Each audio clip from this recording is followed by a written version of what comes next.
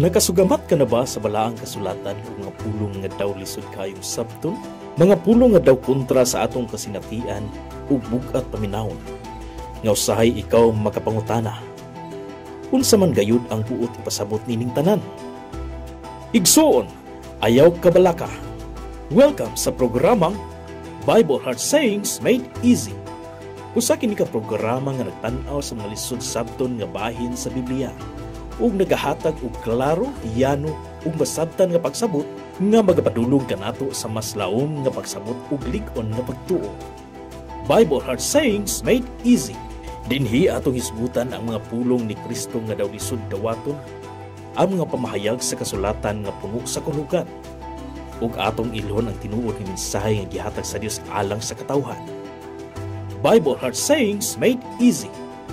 Dili lang masabtan, kundi mahimong giya, kahayag ug kusog sa imong espiritual nga paglakaw. Ug karon, ania ang imong alagad.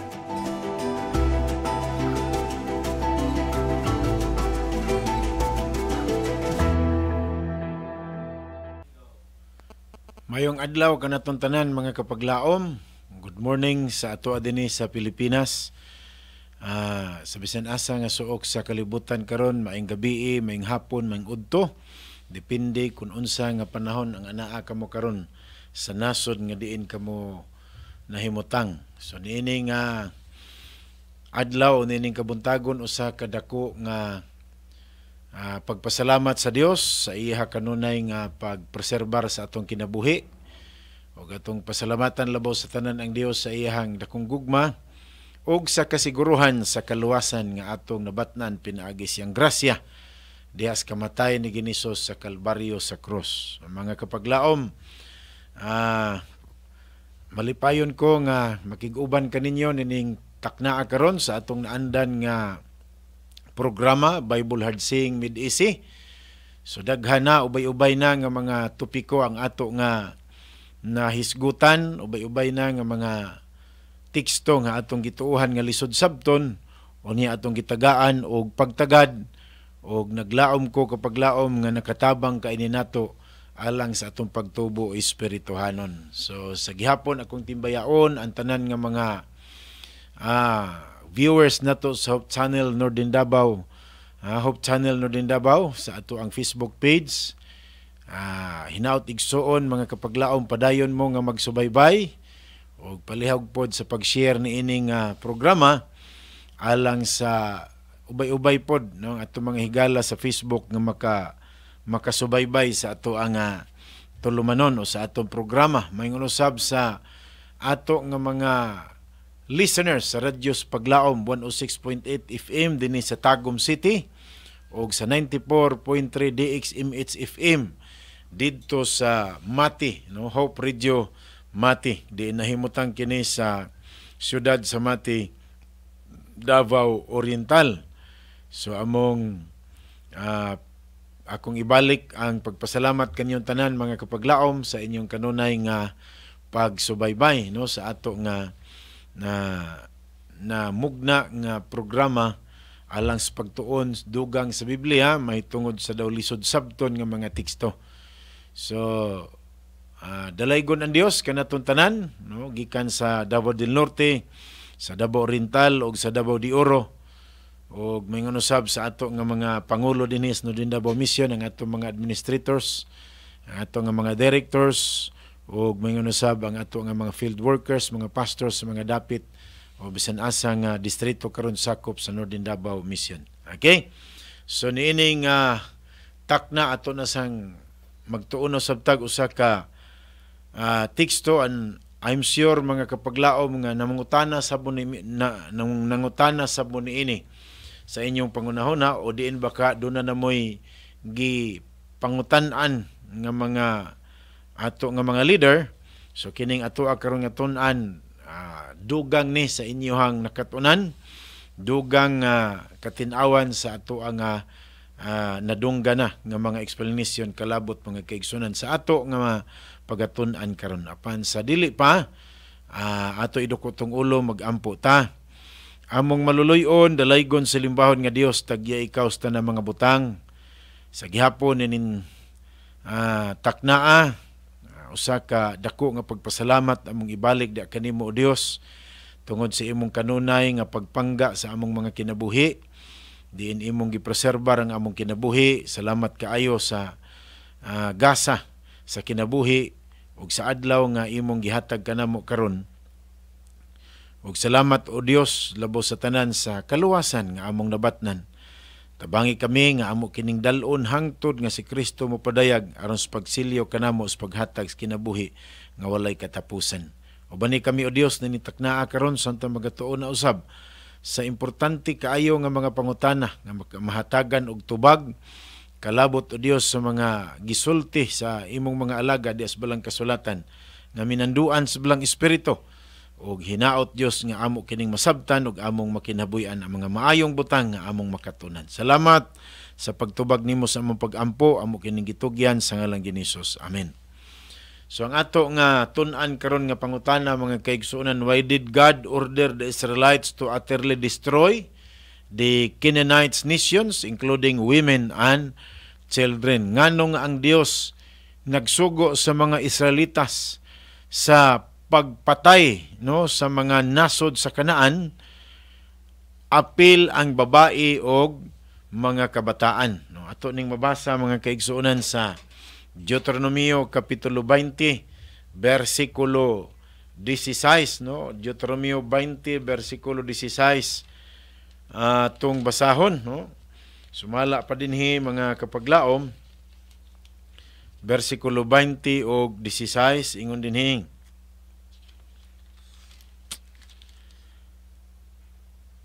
Kapitulo 20, versikulo 16 ug 17. Apan sa mga mulupyo sa mga syudad sa mga nasod nga ihatag kaninyo sa Ginoo nga inyong Dios, kinahanglan nga walay ibiling buhi ang mga Hitihanon, mga Amorihanon, mga Kanaanhon, mga Perisihanon, mga Hibihanon ug mga Hibusihanon sumala sa mando sa Ginoo. Liman mo na, walay ibiling buhi apil ang mga mananap, in the cities of these peoples that the Lord your God is giving you as an inheritance, you shall not leave alive anything that breath. Liman mo na nga, wa giibilin, but you shall utterly destroy them. Munay sugo sa Ginoo sa mga Israelhanon, mga kaigsuonan. Kaning pagkasulti, wala pa sila nakasulod sa Kanaan. Pasuluray pa lang sila mga kapaglaom sa Kanaan mo na nga ang sugo sa Dios ing ani. Sumatod pa din several issues had been raised regarding the destruction of the nation by Israel during the conquest. Daghan kay mga pangutana nga ni abot mahitungod sa gitawag nga destruction sa mga nasod sa pagsakop sa Israel sa yutas Kanaan. So the first is ethical. Sa maning ethical, why did God instruct Israel to destroy men, women, children as well as cattle and everything that breathes? Ethical tungod kay nga ang Dios nagsugo sa Israelhanon sa pagpatay sa tanang lalaki, babae, bata, apil ang kahayupan, tanan nga naginhawa. So the second has to do with the character of God. How does this action relate to a loving God who notices when a sparrow falls and who sent His Son to die for all humanity? So, ang ikaduhang pangutana mo tukbil ni sa kinaiya sa Dios. Kini ba nga aksyon ingon nga ang Dios gugma, nga bisan gani ang mga langgam iya kining nahibaluan o gani si Hesus nagpakamatay man sa tao o sa sala sa mga tao. Tama ba ni mga kapaglaom? Dili ba ni unsa ni kanang contradict sa gisulti ni Hesus bagong tugon? So ingon po din does the Old Testament portray a God of vengeance while the New Testament portrays a God of love and grace? Kini bang Ginoo sa daang testamento naghulagway sa Dios sa pagpanimalos ug samantala ang Dios sa bagong tugon naghulagway usab diha sa gugma ug grasya? Mao na mga pangutana mga kaigsunan. And finally, why did God use Israel to exact this this action against the Canaanites. Nganong gigamit man sa Israel, gigamit sa Dios ang Israel sa pagtuman sa iyang nga gisulti mga kapaglaom. So ato ning tun-an karon, no? Excuse me. Ato ning tun-an karon kay bisan ako kaniadto, grabe pong pagkalibog na ko niini. Tungod kay usay gamito ni sa uban nga mas buutan pa mangyawa na wa may record ang yawa nga naay gipatay nga tao. Ang Ginoo perting daghana matud pa nila. Kato mga tao nga kanang pabor sa yawa, mga kauban, mga kaigsuunan, mga kapaglaom, mo na ilahang mga katarungan, no? So ato ning tun-an mga kapaglaom, unsa magyoy rason luyo ni ining nga mga pangutana o luyo ni ining mando sa Dios sa pagpatay sa tanang mga katawhan, no? Diha sa yuta sa Kanaan. So number 1, gitawag ni divine love and justice. Divine love and justice. So several general observation are in order as we look at these passages, no? Number 1, ingon pa din daghantang atong i-considered. Number 1, God's principle of love cannot be understood apart from justice. Love without justice cannot exist. So giklaro mga kaigsunan nganong naamay ing ani. Nganong naamay gisugo sa pagpatay o do na may order ang Ginoo nga patyon ang mga tao. So ang unang explanation mga kaigsunan, ang Dios, God's principle of love, ang prinsipyo sa Ginoo o sa Dios sa gugma o dili naton isabton nga kana bang separate sa gitawag nga justice mga kaigsunan. God is love, but God also a God of justice. No mo ni atong timan-an nga ang Dios gugma apan ang Dios usab hustisya. So mao ni mga kaigsuonan. Ingon pa nga love without justice cannot exist, no? Ang gugma kung walay hustisya dili ni mabuhi mga kaigsuonan, no? A God who is not just because no better than, ingon pa din the capricious man-made gods of the surrounding nation. So, ang Dios mga kapaglaom, usa ka matarong nga Dios, labaw pa nga matarong ug walay sama nga makatupong sa iyang pagkamatarong ikumpara sa mga Dios-Dios nga gisimba sa mga katawhan ni adtong panahon sa nasod o mga kanasuran, mga gingharian dinha sa Kanaan. So, mao nay unang rason mga kaigsunan nganong naay ing ana, no? Tungod kay ang Dios gugma og siya usab hustisya. Parihara po na nato kita na atay mga kabataan ato ni silang gihigugma pero mo disiplina ta tungod kay nganuman mao man ang hustisya. So ang gugma mga kapaglaom mag-uban gayod ang hustisya. Okay, second, God in His omnipotence understand the motives of the heart. Ang Dios sa iyang pagkagamhanan nakasabot unsay motibo sa atong kasing-kasing.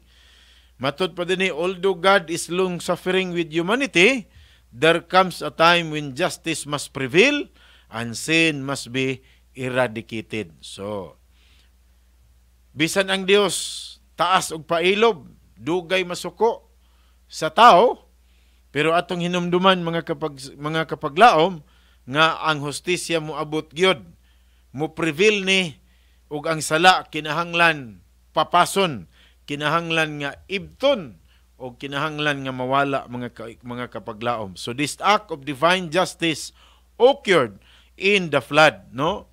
Atong nahibaluan nga kining this act of love and justice nahitabo ni panahon sa lunop, di ba?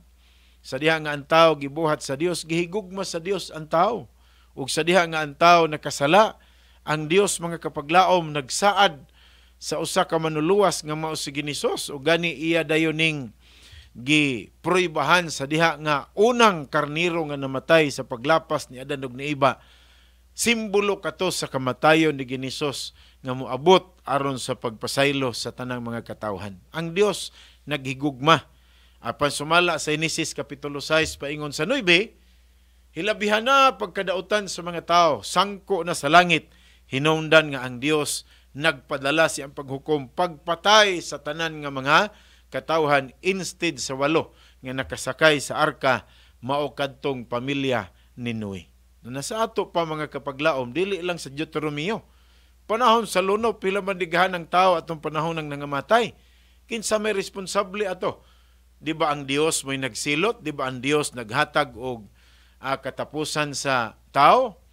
So, muna'y giingon nga, ang Dios dugay masuko, taas pa ilob, apan moabot gyud nga ang hustisya mo prevail, mga kaigsuonan aron ang sala mawala. So ingon pa dinhi, and will take place again at the end of time when the wicked are destroyed. Sumala mga kaigsuonan, ang nahitabo sa lunop mabalik pod no sa atong umaabot nga panahon. Sumala sa Pindadayag 21-22 sa diha nga ang tanang mga dautan apil na ang yawa, iya gayod pagapatyon.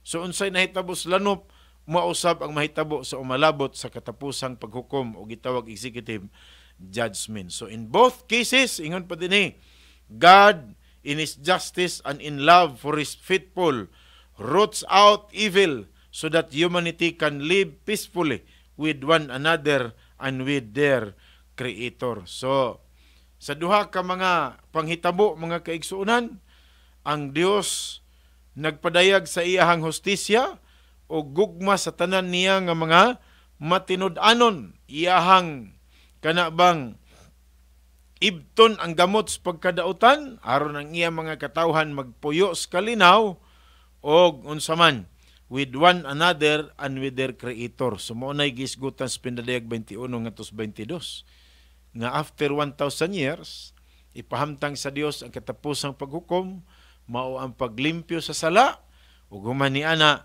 ang iyang katawhan, ang mga linuwas magpuyo nga malinawon, wala nay kahadlok sa kadautan, wala nay paghilak, tungod kay i-restore sa Dios ang nahitabo sa naman sa Eden sa wala pa misulod ang sala. So mauna mga kapaglaom, no? Mauna yung mga rason nganong niabot ang gitawag nga nganong naing ana nga sitwasyon nga ang Dios magsugo or maghimog usa ka panghitabo sa paglimpyo, no, pagpatay sa mga katawhan tungod lagi kay ang Dios gugma man apan hustisya.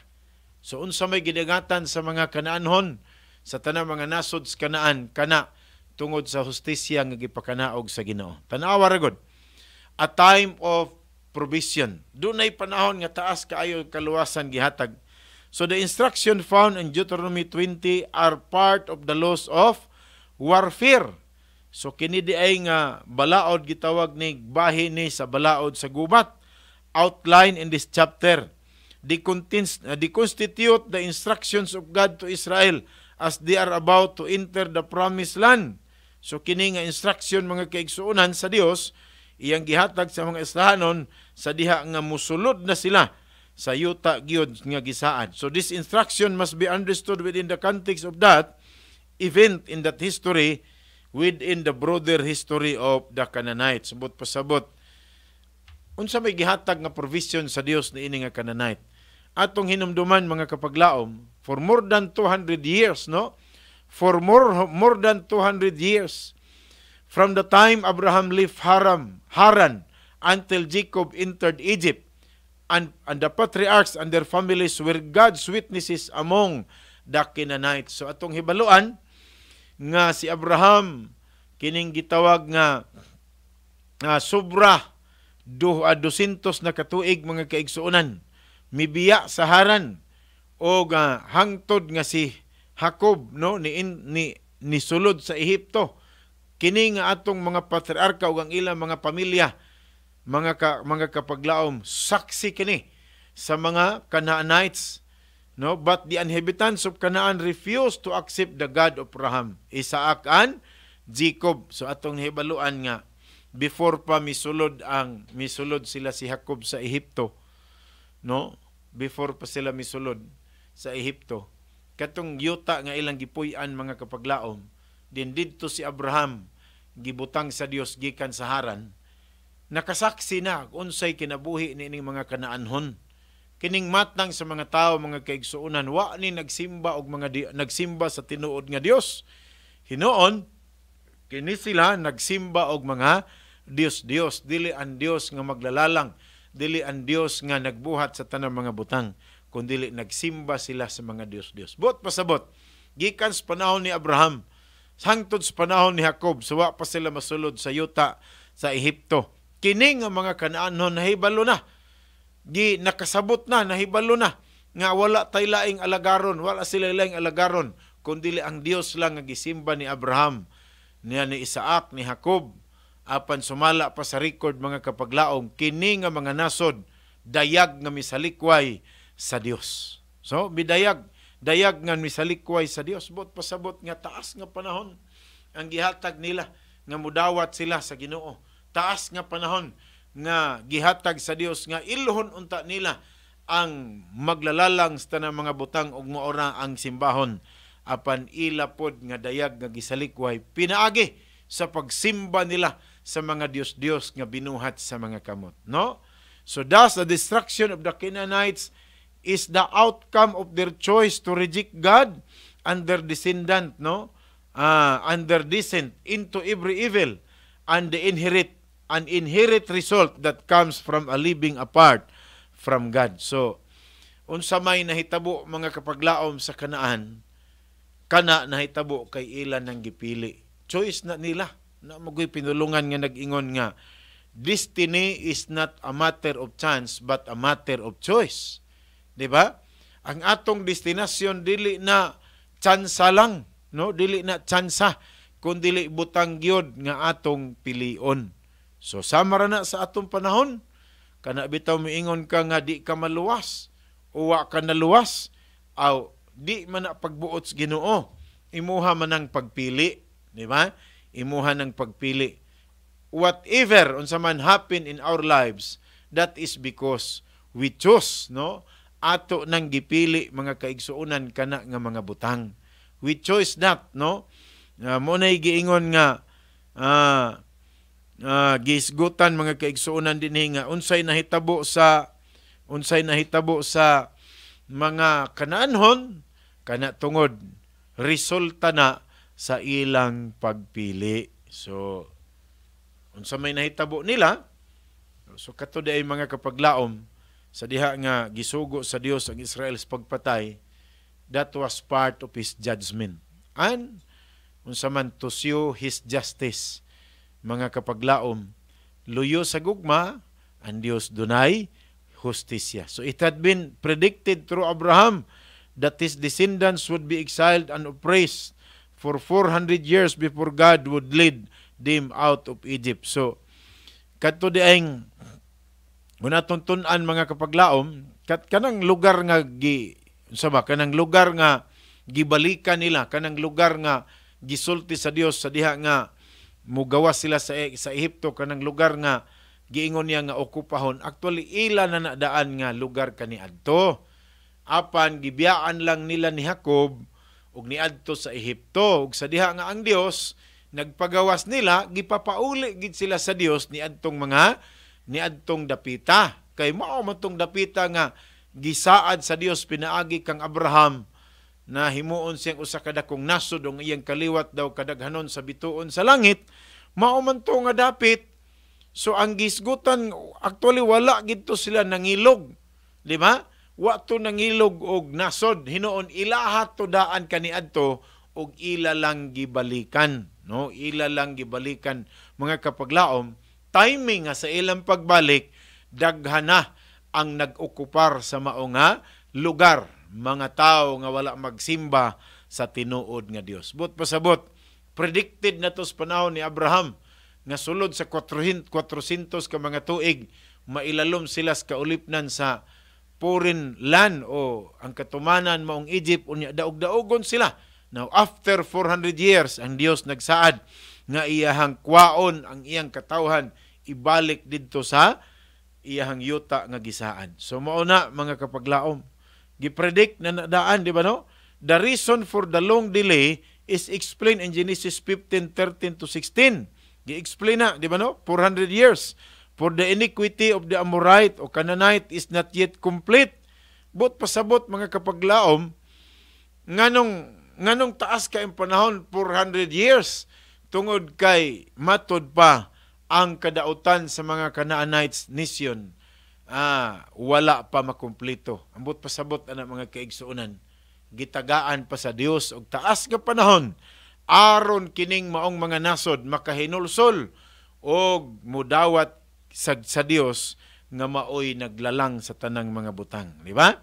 So ingon pa dinhi, and other translated read, had not yet reached their full measure. Wa pa niabot sa insakto nga syukod. In other words, God waited for centuries while the Canaanite nation slowly filled up their own cups of destruction by their behavior. Bot pasabot nga pagkataas sa panahon nga gihatag sa Dios sa kaluwasan unta sa mga Canaanites nation, aron gid sila maghinulsol og mudawat sa Dios nga maoy naglalang sa tanang mga butang. But yet, unsa man, they rejected God as their God, sa ilang nasod. Instead, they worship God that is unsa man, made by the hands o mga Dios nga gihimo lamang sa mga kamot. Dinana mga kaigsunan.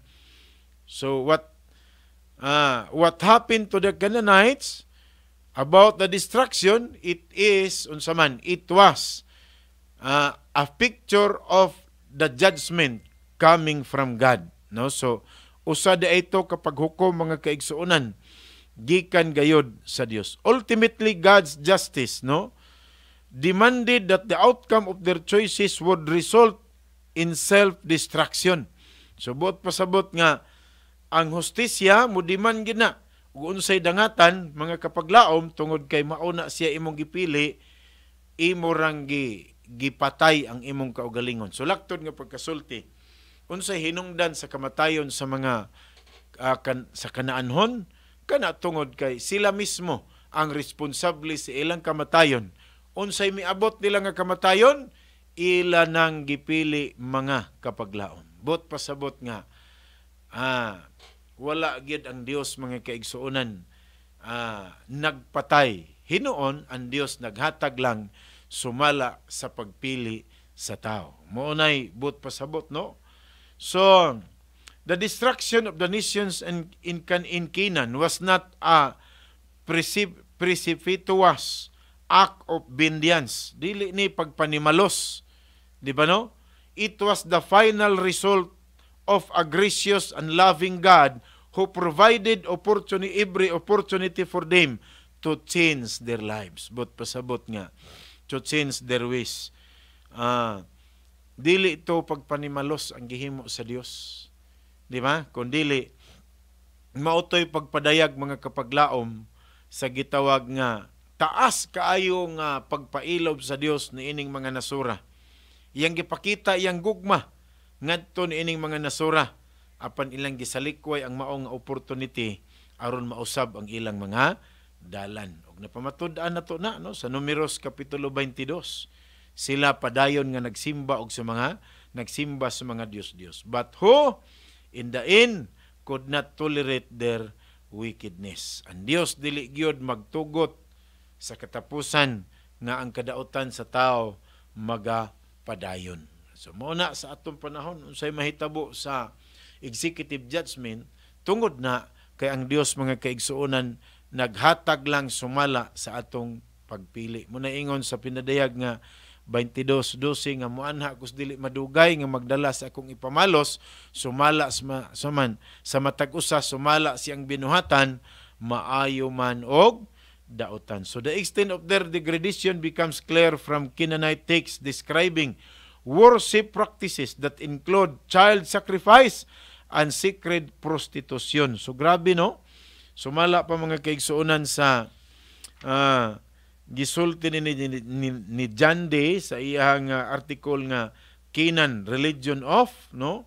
The Anchor of Bible Dictionary edition. Mao ni ato mabasa mga kaigsuonan nga ang mga Canaanites day part sa ilang God's worship o sa ilang mga goddess, mga kapaglaom, usa ni ana unsa man ang gitawag nga child sacrifice, ang ilang pagsakripisyo sa mga bata, ug naa po sila gitawag sacred prostitution, naa sila sagrado nga mga pagpakighilawas. Ug gani is panahon ni Pablo naa pa na, no, dito sa Korinto nga kabahin sa ilahang pagsimba sa ilang mga Dios-Dios, labi na sa Dios sa gitawag nga gods of fertility, kinahanglan na ay mahitabo nga pagpakighilawas sulod sa templo.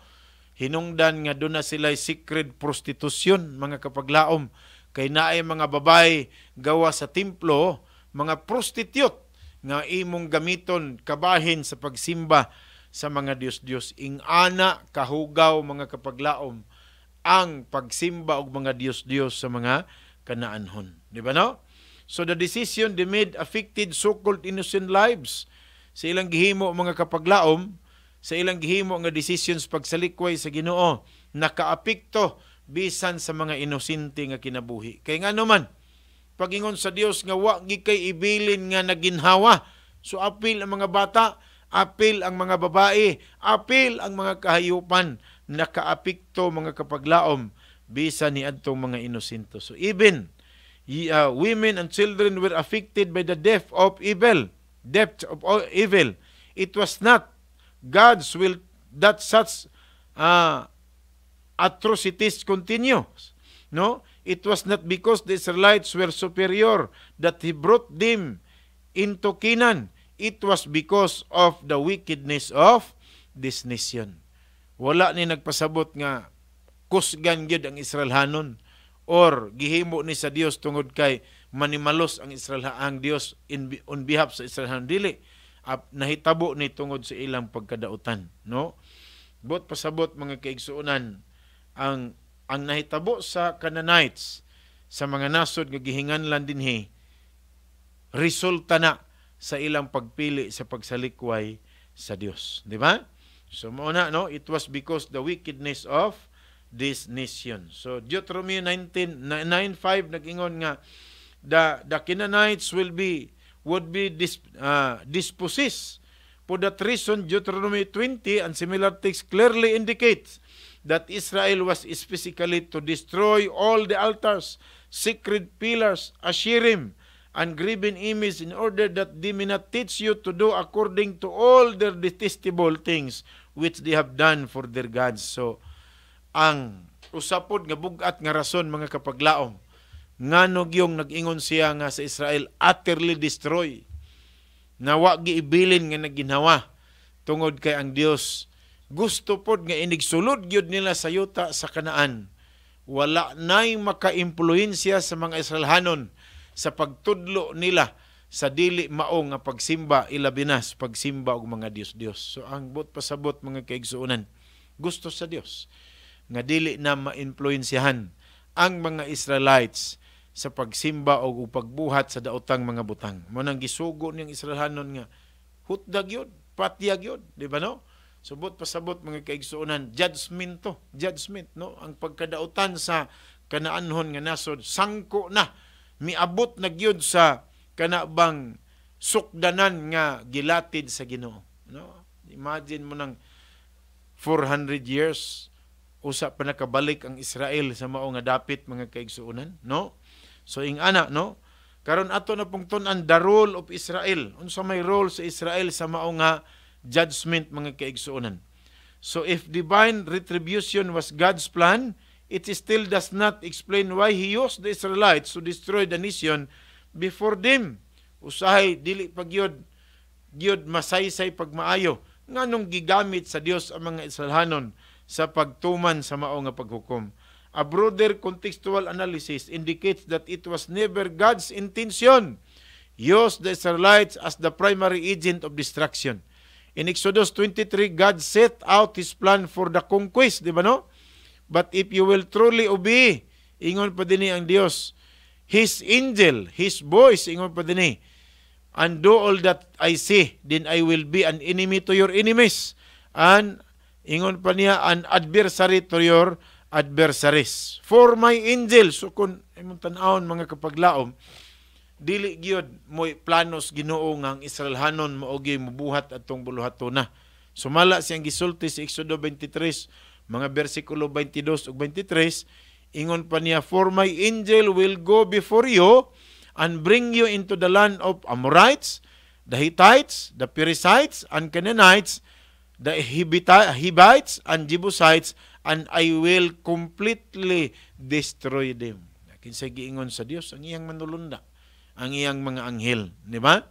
So it was not the original plan of God nga ang Israelhanon mo'y iyahang suguon sa paghimo ni ini nga paghukom. So the text clearly indicates that if Israel obeyed and did all that God said, God would do the rest, no?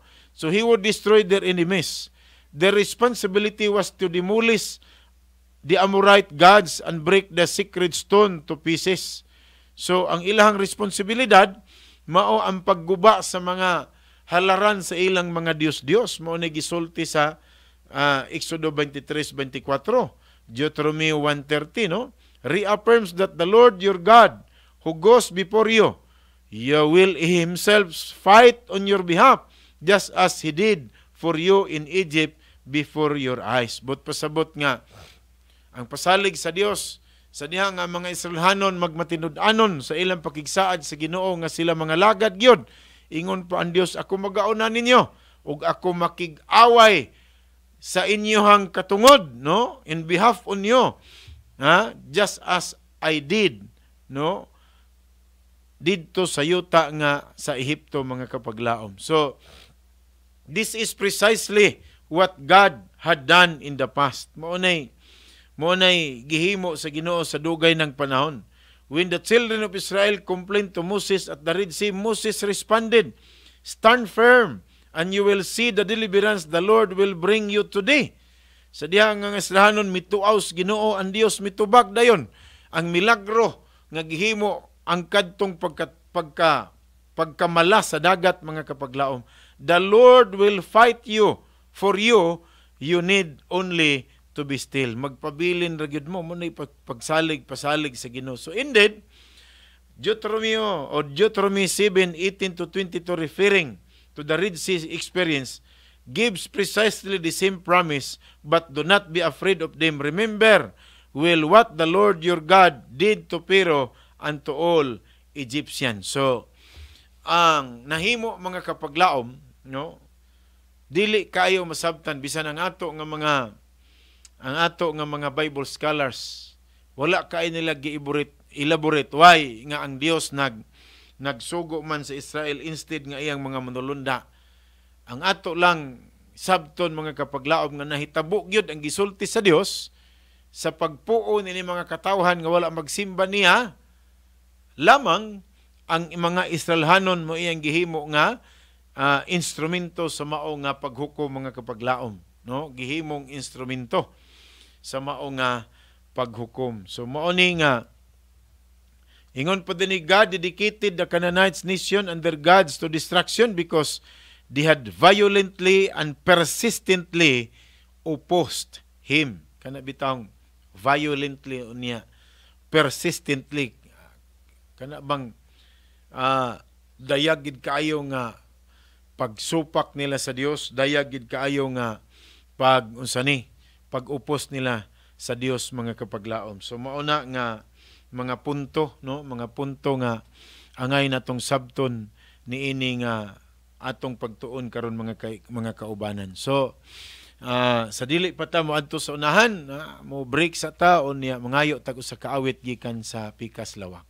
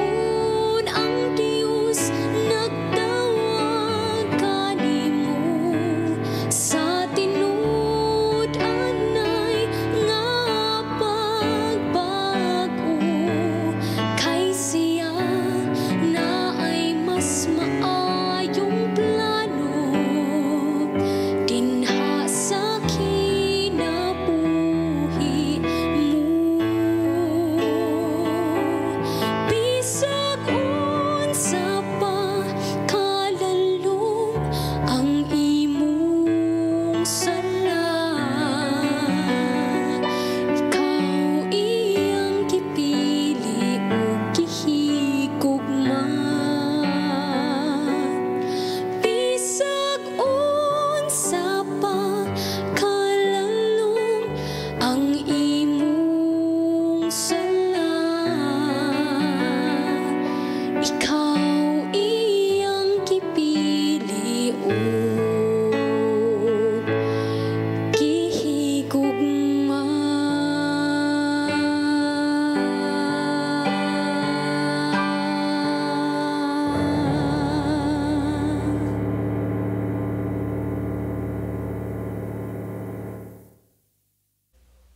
Okay, dengan salamat mga kapaglaom sa maong awit nakapadugang sa ato nga paghandom ug unsa gali ang Dios, no? Muna nga ang Dios bisan unsa kalalom sa atong sala, basta ang Dios ang tao maghinulsol siya mo pasaylo gayod, no? Unlike sa gihimo sa mga Canaanites nga wa gi-record mga kapaglaom nga sila naghinulsol, no? Muna nga ang instruction nga gisulti sa Dios nga utterly destroy gikan dinhi sa Hebrew nga word nga kirim, meaning to say it means curse, no? Tonglo muna ibot pasabot or underban kana bang underban o ibot pasabot that which dedicated to destruction mga kapaglaom. So sa laing mga pagkasulti kadto di ay mga kapaglaom gitawag og Yahweh's war o God's holy war, no?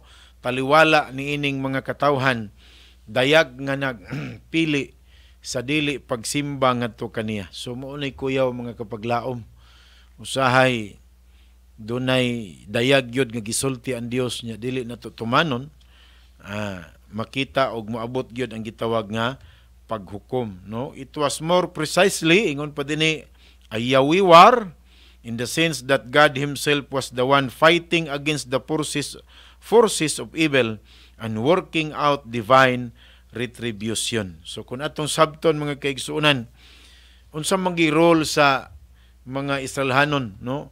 Niini nga nganong gihimo nga sila mangyod ang gigamit sa Ginoo. So ingon pa din ni Israel was to place this nation and their belongings under a ban, meaning that they were to give them over to God for judgment, no? For judgment. So panahon gani sa diha nga masulod nila isa kanasod, matuman nilang gisultis Ginoo nga utterly destroy. Mga kapaglaom ingon ng Ginoo, they were to be completely separated from them. Israel was to take no spoils, wa gid sila dadon nga mga butang nga niadtong mga nasura. Wa gid sila dadon kay ngano man contaminated ang tanang butang mga kapaglaom sa ilang dakong sala sa pagsimba og mga Dios. They were to make no covenant with him. Kay pinaagis pagdala ni adtong mga spoils butang nato nabilin nga mga mahalong butang sa mga kanaanhon kung ilan ang dadon, munay giingon mga kapaglaom nga ang gusto sa Dios wala sila mahimong covenant taliwala. Hinumdum ta ni Akan, di ba no? Sa diha nga nagkuha siya, nagtago siya sa mga butang mga kapaglaom gikan ni adtong nasod nga ilahang gigubat.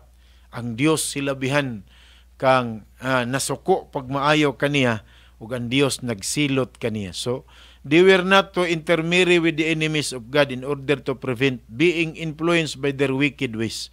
Usa sa mga gisulti sa Dios nga di gid sila maghimo og pagminyo gikan ni ining mga tawhana aron dili gid mahitabo ang pag-impluwensya sa iyahang mga katawhan. So ingana ang pagpreserbar gid sa Dios sa iyahang mga katawhan, no? Muna nga sa ato pong panahon karon usahay ang mga magtotoo nato mga batan-on magminyo og dili mga magtotoo, adunay dako kaayo nga consequences mga kapaglaom. Pamilya dili linaw, kagubot ang naa.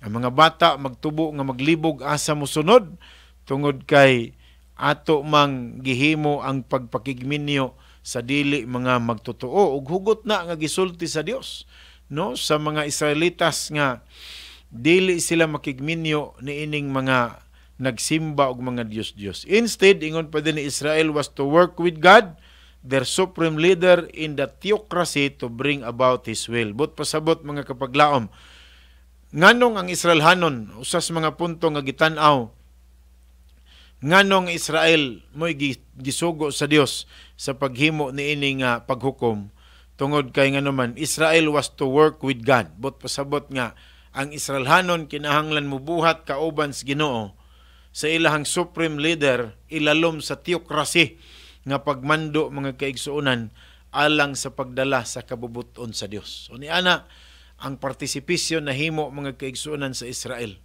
Kay munay giingon nga unsay nahimo sa Israel participation to sa gitawag nga combined work between God, no? Between God and man.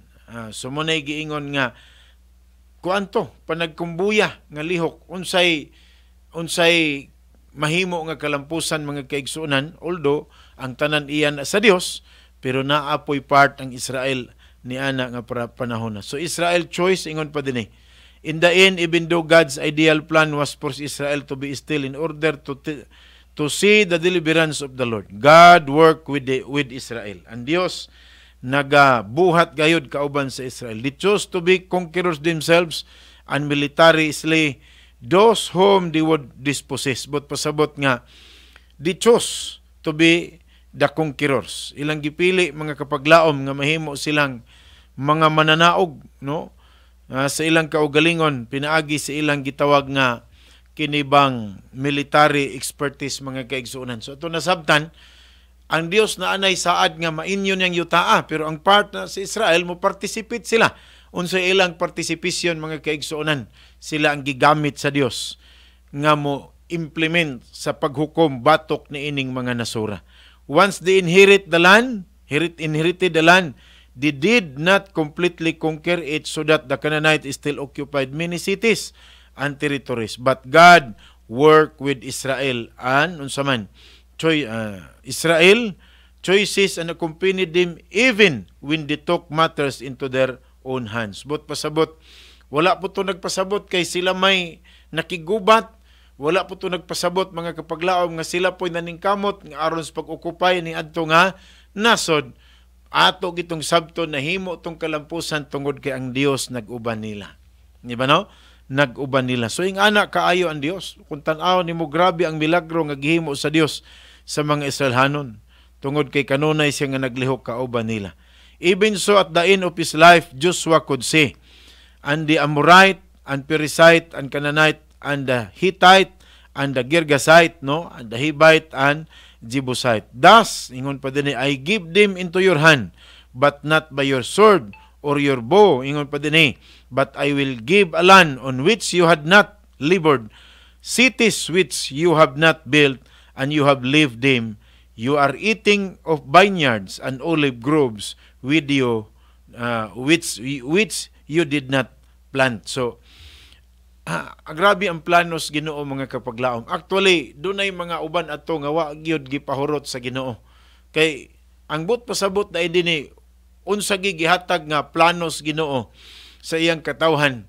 Kay iyang saad magkaon mo sa wa mo mag-uma nga wa mo mag-uma nga uma o abot mga kapaglaom. Sumbot pasabot ni ini nga pagkasulti. So pang saad is Ginoo nga moabot mo sa yuta sa saad nga diin ang dugos ug ang gatas nagaagay, dili gina actually mga kaigsuonan dugos ug gatas ang gimain ato nga pag-abot nila ni anang yuta abundansya ang pagkaon kay nganuman uman na sa mga Canaanites. So ang purpose mga kapaglaom, ang Dios na ituyo nga ang iyang katawhan makaangkon gyud sa iyang saad nga iyang tagaan gyud sa maayong kinabuhi. Lamang kung padayon na tugbasa mga kapaglaom pagtuon ang kasaysayan sa Israel. Ang mga saad sa Dios wala gyud fully natuman sa rason nga naman kay sa ilang part pakyas pod sila sa pagtuman sa ilang pakigsaad nga to sa Dios. Di ba? To nahibaluan nga niabot pong panahon nga sila gibihag sa nagkalaing mga nasod. Gidaog-daog sila sa ubang mga gingharian ug ang pinaka last mga kapaglaom no sa daang tugon maong ilang pagkabihag gikan sa pagkabihag sa Babylonia. Kana tungod kay in the other side sa covenant ang Dios matinud-anon pero ang Israel pakyas mga kapaglaom sa pagtuman sa ilang saad ngadto sa Dios. No? Luyo sa mga saad sa Dios. So ing ana ang nahimo nga kahimtang sa katawhan sa Israel. Gisaad niya kang Abraham, gusto siya nga matuman, pero nahibalota nga matag panghitabo mga kaigsuonan na ay side ang tao kabahin sa pakigsaad nga buhaton pod sa iyang mga katawhan aron kining mao nga plano matuman gayod. Di ba no? So mauna nga sa ato mga kapaglaom, although ang kaluwasan grasya pinaagi ra gid sa pagtuo, pero ang atong part ana mga kapaglaom sa diha nga atong nadawat na ang grasya ug naluwas ta, ang atong part ana mao ang pagpadayon sa pagpangalagad. Di ba no? Sa diha nga madawat nadawat naman atong kaluwasan. Na ang atong bahin atong ipadayon. So always nga naay part ang tao sa gitawag nga plano sa Dios aron kini magmalampuson. So mayon usab na hitabo sa Israel, nadawat nilang kalampusan na ay part ang Israel nga sila ang gigamit sa Dios kay nganuman tanan nga plano sa Dios labi na sa kaluwasan mga kapaglaom na ay gitawag nga part ang tao dili sa pagluwas iyang kaugalingon kundi sa diha nga ato nang dawaton ang kaluwasan o ato nang nadawat pinaagis grasya diha sa pagtuo mga kapaglaom ang atong part maong pagpadayon. But pasabot nga always ta nga naay part. Ang kaluwasan dili ato, it is solely initiative from God o by God. Pero unsay atong bahin sa diha nga ato nang madawat ato kining ipadayon. Kay nga naman, ang kaluwasan nga atong nadawat karon kung ato pong buhian, mawala pod mga kapaglaom. So, ang atong panahon, no, atong nasabtan karon ug dili na gyud mutugot pa ang panahon. Pero nagtuo ko mga kapaglaom nga doon natay nakatunan nga mga leksyon sa atong natun-an karon nga ang nahitabo di ay sa mga kanaanhon kadto siya kabahin sa paghukom sa Dios. Kabahin, parihara na sa lunop o sa umaabot nga kalayo nga giingon sa Ginoo sa atong panahon sa gitawag nga katapusang paghukom. So hinaot na sabtan nato unsa may nahitabo sa kananhon kana tungod kay ila kanang pili mga kapaglaom. So dili na jud mutugot ang oras sa atong panag-uban sa kahanginan. Ako temporaryong manamilit apan mobalik ako sa sunod higayon sa susamang takna og programa. Og sa ngalan na lang sa katinibukan sa puwersa sa Hope Channel Northern Davao Mission, sa atong mga administrator sa tanang department directors sa Northern Davao Mission Office, og most of all Jesus Christ, the great provider, the divine executive producer, sa gihapon kini yung ubos nga alagad, Pastor Larry Labang, kanunay nga magaingon. Daghan salamat sa inyong pagpaminaw ug pagsuporta sa atong programa. Samtang kita magapadayon sa pagsibya sa paglaom nga ang Dios mo balik, hangtod sa sunod higayon na usab dinhi lang sa ato nga programang Bible Hard Saying Made Easy. Ang Dios magapanalangin kanatong tanan mga kapaglaom.